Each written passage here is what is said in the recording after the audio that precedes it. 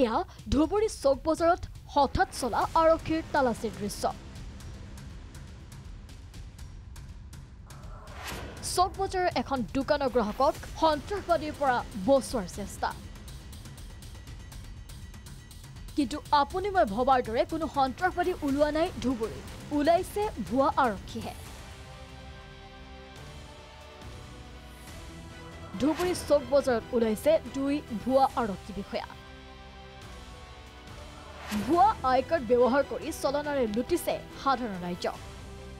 আই card দেখুৱাই নিজকে আৰক্ষী বুলি পৰিচয় দি হঠাৎ বিভিন্ন ভয় শংকা দেখুৱাই গ্ৰাহকৰ অলংকাৰ খুলি চলনাৰে ৰাখি থয় নিজৰ হাতত। প্ৰথমে আপোনাৰ হাতত ইমান আঙুঠি কিয় বুলি প্ৰশ্ন স্বপন নামৰ এজন লোকৰ। তাৰ পিছতে ইয়াত সন্ত্ৰাসবাদীৰ প্ৰৱেশ ঘটিছে আঙুঠি খোলক বুলি হকিয়নি দিলে লোকজনক। তাৰ পাছত কি কৰিলে শুনক। মোক ক'লে মোৰ ওচৰত ইনফৰমেশ্যন আছে, আমি পুলিচৰ মানুহ, চাওক কাৰ্ড ইনফৰমেশ্যন আছে আমাৰ যে ইয়াত চিন্তাই হৈ আছে, বহুত টেৰৰিষ্ট সোমাইছে। তেতিয়া মোৰ হাতত 5টা আংটি আছিল ৰিং, মই এইটো খুলি মোৰে পকেটত ৰাখিছোঁ। মোৰ গলত এটা চেইন আছিল, চেইনটো খুলি জ্বলাই দিলে খবৰৰ পেপাৰ, ক'লে ইয়াত ৰাখক, আমি পেক কৰি দিছোঁ।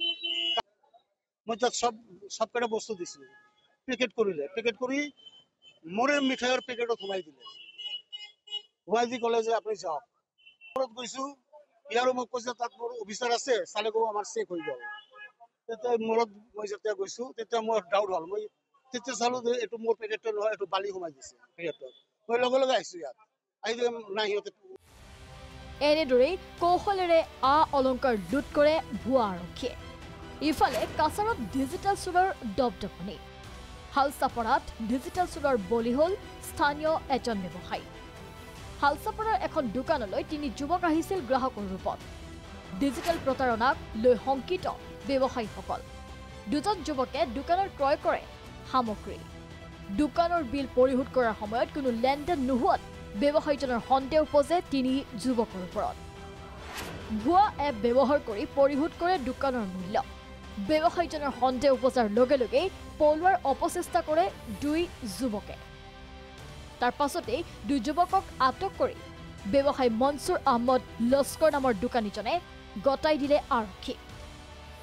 ধুবুৰীৰ পৰা ছাইদুৰ ৰহমান আৰু কাটিগড়াৰ পৰা সমীন্দ্ৰ পাল ৰিপৰ্ট, প্ৰাগ নিউজ।